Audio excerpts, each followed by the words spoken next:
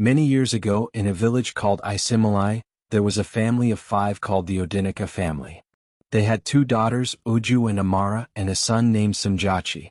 Their parents, Mr. and Mrs. Akindele, lived in a modest house, a simple village home. Mr. Akindele was a well-known bricklayer in the village, while Mrs. Akindele stayed at home to care for the family. Although she was a full-time housewife, after her husband left for work, she would hang out with neighbors, chatting, gossiping and laughing, until it was nearly evening, just in time for her husband's return. Though the Akindele family was poor, they were able to put food on their table every day. Mr. and Mrs. Akindele were hopeful and always happy despite their condition because they believed their lives would improve soon. Their children, Amara and Samjachi, were always top of their class. However, Uju was different from her siblings. Even though she was older than Amara, she struggled in school and had to repeat classes, which made her be in a class lower than her younger sister. "Why do I always have to teach you the same thing over and over again? Every time you are busy sketching a design or saying what I don't understand instead of studying," Mrs. Akindele would say, trying to help Uju with her homework. Her siblings, Amara and Samjachi, would giggle and whisper, blockhead, you don't know anything, only to sketch stupid design and sew for your dirty doll." They would say this while poking her as she struggled to understand even the simplest lessons from school. When Mr. Akindele came home late and tired, he would look upset whenever he saw Uju struggling to read or do her assignments. "This child takes after you.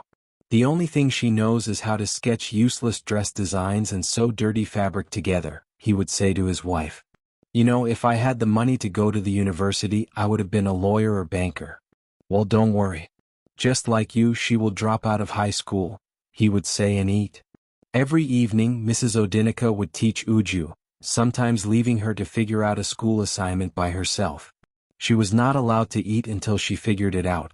This made her eat late most times and bathe with cold water because everyone else had used the hot water by the time she was done. When Uju complained, her parents would tell her it was her fault and that maybe next time she would study harder to finish earlier and join them. Uju always had to help her mother with house chores while her junior sister Amara and brother Samjachi were allowed to study. She would sweep the floor, wash the dishes, wash their uniforms and clean the bedrooms. Only after finishing all the chores would she start her own homework. Among Mr. and Mrs. Akindele's children, Uju was very different. She processed her thoughts and actions slower than her siblings and did not assimilate her lessons quickly. She lived in her own world. This bothered her mother so much. "Uju, why are you so dull and sluggish?" her mother would scold. "Hurry up and finish the chores so you can try to study." As Uju scrubbed the pots, she could hear her siblings laughing and chatting, telling each other she was as sluggish as a snail. As they did their homework, they had more time to study and were treated better because they were book smart and topping their classes. By the time Uju finished the chores, she was always tired. One evening, Amara and Samjachi were sitting at the table reading their books. Uju was still outside, washing their school uniforms. Her hands were sore and her back ached. When she finally finished, she sat down with her own books. "Why can't you be as intelligent and versatile as Amara and Samjachi?" Mr. Akindele asked angrily when he saw Uju struggling with her school homework. "You are so dull. There is nothing in your brain. You're just an empty brain." Uju's eyes filled with tears, but she kept silent. She didn't understand why she was different and why she couldn't be as book smart as her siblings. At night, she would lie in bed feeling sad and alone. She always felt left out, as if the world was against her. Every punishment seemed to be because she wasn't doing well in school. At school, she kept quiet, sitting at the back corner of the classroom with her head down. She was the oldest in her class and, because of her height, had to sit at the back so other kids could see the front. She couldn't even answer the teacher's questions, not even the simple ones unrelated to schoolwork. During breaks, she would sit alone and watch the other students play together. Life continued like that for Uju. She was the laughingstock of her family and felt like the lost sheep. Even when she started high school, the loneliness followed. All the abuse over the years had deeply damaged her self-esteem. She hated being at school, but home felt worse. When closing hour approached, she felt a deep sadness knowing she was going back home. Sometimes she wondered if she was adopted. Other times, she would imagine someone else coming to take her away from all the chaos. Her elder brother, Samjachi, was already excelling in school. At home, around the dining table, Uju would hear her mother say, No, Dr. Samjachi, don't touch that. Give those shoes to Uju. She'll polish them for you. Remember, next year you're going to the university to study medicine and become my doctor. Give the shoes to her. Who knows, maybe that's what she'll become, a shumander. Since she does not have anything in her brain. Mrs. Odinica was very proud of Samjachi, and everyone knew he was going to be a doctor. His teachers had already helped him apply for scholarships, and he had been accepted to many universities. Meanwhile, her mother would snap at Uju, "Do your job, girl. It's not like you can use your time for anything better with your blockhead." Despite this, Uju would stay up all night to study for tests and exams, but her results were always among the lowest in class. Aren't your brother and sister geniuses in this school? The Odinica kids are known to be top of their classes. How come you're not like them? Some girls in her class would mock her after the teacher read out her poor scores. Everyone would laugh at Uju and she would just stare at her paper, wondering why she couldn't pass despite trying so hard. At the end of the school year, Samjachi passed with flying colors. He received many awards and prizes for being the best in all subjects. He was even celebrated on national television. Neighbors came to their home to congratulate him and his parents. "Your son has made our village famous," they said. "He's a good boy. Let's celebrate him. May my own children be like him." "You must be very proud of your children," one of the neighbors said. Mrs. Odinica beamed with pride, telling everyone how her son would build them a big house once he became a doctor, buy them the latest car, and build a hospital in the village. She told this to anyone who would listen. Sometimes Mr. Odinica, being the more reserved one, would call out his wife for talking too much to the neighbors. "You talk too much," he'd say, and she would quiet down, at least for a while. At the beginning of the new year, Samjachi left for the city. Every relative, even distant ones, was eager to help him settle into university. He had a long line of people ready to offer support, making the transition smooth for him. Meanwhile, Amara was next in line, ambitious and already showing promise as a future lawyer. Everyone had high hopes for her. Uju, on the other hand, continued to feel left out, abandoned, and unloved. By the time Amara was enrolling in her first year of law school, Uju was still 3 years away from finishing high school. She kept repeating classes, falling further behind. Not long after, Uju finally made a friend named Juliet, who had just moved to the village from the city. Juliet's mother was starting a new business in the village, and Juliet also struggled in school. She only did well in native language classes and lagged behind in everything else. They sat together in class, always at the bottom, but for the first time, Uju didn't feel alone. One day in school, Juliet stared at Uju as she sketched a dress design in her notebook. "Oh wow, Uju, what is that you're drawing?" Juliet asked. "That looks really good. I feel like wearing that dress right now." "It would look so good on me," Juliet said, admiring Uju's sketch and complimenting her craft. Uju just smiled and quietly closed her book. One day Juliet invited Uju to her home. Juliet's family was well-to-do, her father owned businesses in the city, and her mother was starting a new business in the village. When Uju entered Juliet's house, she was greeted warmly by Juliet's kind mother. "Oh Uju, you're the girl my daughter keeps talking about. I've heard so much about you. Thank you for being a friend. You are welcome to our house." "Thank you, Ma," Uju said shyly. Later, Juliet showed her mother her failed test scores. Instead of scolding her, her mother hugged her gently and told her to try harder next time. She even promised a big gift if she improved. Then she smiled and said Juliet's food was ready in the kitchen before leaving them to continue her work. "Your mother is very kind," Uju said, astonished.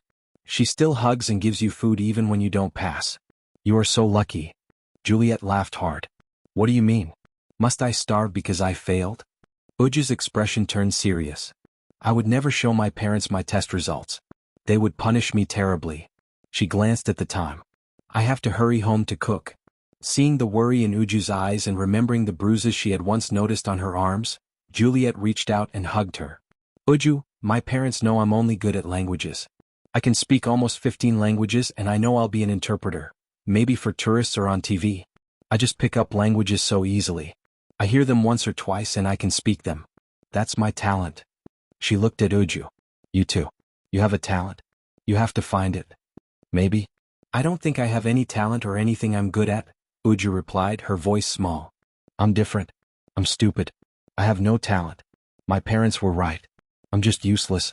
A blockhead with an empty brain. That's who I am." She looked away to hide her tears. "I'll see you tomorrow," she whispered and began walking home, knowing her mother would scold her for not completing the chores. When she got home, her mother was already checking the time. "Uju, why are you late?" Mrs. Odinica asked. "I was at my friend's place," Uju answered. Mrs. Odinica laughed bitterly. "What friend? Are you keeping boys as friends now? I know you have no friends. If I catch anyone with you, that day you'll see yourself." At this point, Uju was in a senior class and her mother had dropped out of school years ago. So she had no one to guide her through her studies. Her mother would only tell her to study, after finishing all the house chores. Most times Mr. Odinica would come home and find Uju still in the middle of cleaning or cooking. He would shout, "Why is everything so late?" Uju would try to explain that senior school hours were longer than junior classes and that she couldn't do all the chores alone. Mr. Odinica would then call his wife and scold both of them, asking why she couldn't handle the chores herself since she was always at home. Not wanting her husband to find out that she spent most of the day gossiping around the village, Mrs. Odinica would lie and say she wasn't feeling well that week. Later she would scold Uju for always getting her into trouble. When the school year ended, both Amara and Samjachi came home for the holidays. Amara confessed to her parents that she was struggling with law and wanted to switch to computer science. Though disappointed, they still saw computer science as a respectable course and supported her decision.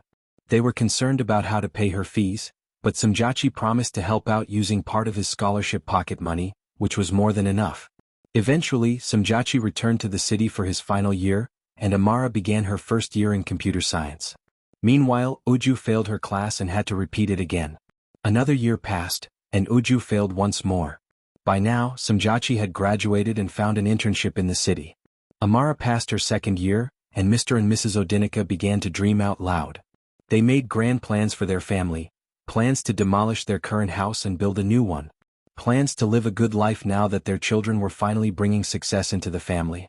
They were confident that their son, now a doctor, would soon build them a new house. At the end of his first month as a doctor, Samjachi returned home in a new car. He brought many gifts for his parents and introduced his heavily pregnant fiancée, a pediatrician. Samjachi told his parents he wanted to meet her family and marry her. "So, you mean she's a doctor like you?" Mr. Odinica asked. "Daughter-in-law welcome," Mrs. Odinica said, though deep down she wasn't pleased. After Samjachi and his fiancée left, Mrs. Odinica shared her worries with her husband. "Do you think now that he is marrying he will still build us a house or buy us a car?" "Don't worry," Mr. Odinica reassured her. "He'll build us a house and buy us cars. After all, he supported Amara in school when he was still a student. Now he'll do even more. Besides, we now have 2 doctors in the family. That means more money." "That's true," Mrs. Odinica added with a laugh. "I heard doctors earn a lot of money in huge sacks." While they were celebrating, Uju came in to tell them that she was struggling in school and couldn't continue. "Are you out of your senses? What will you do? Sell us? You have no talent," Amara snapped, delivering a harsh slap. Her father told her he didn't want to hear another word about it. Uju had no choice but to continue attending school, even though it was difficult. Her best friend, Juliet, was now in a class ahead, but they still met during breaks. Years passed and Uju barely passed her final exams. She found herself alone, with no hope of continuing her education or learning a skill. She was stuck at home, doing chores from morning till night while her mother gossiped around the village. Meanwhile, the family still waited for Samjachi to build them a new house. "We worked so hard to send you to school, hoping you'd build us a new house and help us live a better life. Do we still have to live like this?" Mrs. Odinica often complained to Samjachi when he visited the village.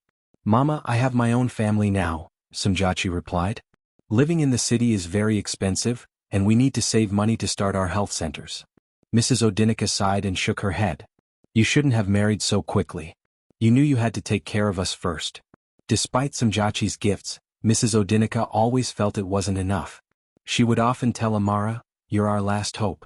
Think of your father. His work as a bricklayer is too hard. He can't keep doing it while you all have big careers and high positions." "Mama, but Samjachi is doing his best," Amara would argue. "Look at all the things he bought for us. No one else in the village has such nice clothes and so much food." But Mrs. Odinica didn't listen. She blamed Samjachi's wife, saying it was her fault that he hadn't built them a house yet. "If he wasn't married he would have built us a house by now. I've boasted around the village that she'll soon demolish this house and build us a mighty one." Meanwhile, Uju felt more and more hopeless. One day she decided she couldn't stay any longer. She packed her things and left the village without telling her parents. They found a letter after she had already gone. "She'll come back," Mr. Odinica said, dismissing the idea of Uju succeeding in the city. "She has no skills, no education, empty brain. What work will she find? Life in the city will be too hard for her. She'll realize she was wrong and come back to us." Mrs. Odinica agreed, but Uju had already gone to stay with her friend Juliet in the city. She hoped to find her own way, though she knew it would be hard.